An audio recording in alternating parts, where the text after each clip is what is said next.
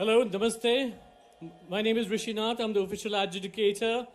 And I'm making the announcement right now that a new Guinness World Record has been made. Congratulations.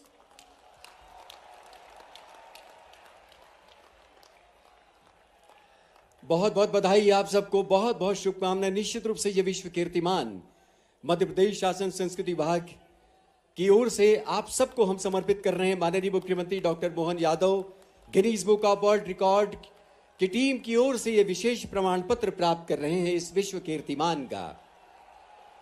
Shrimad Bhagavad Gita के श्लोकों के सस्वर कंठस्थ पाठ का ये कीर्तिमान माननीय आचार्य गणों की उपस्थिति में उनकी भागीदारी से संपन्न हुआ। हम आप सबके प्रति हार्दिक बधाई, आभार और शुभकामनाएं प्रेषित करते हैं। आदरणीय यथा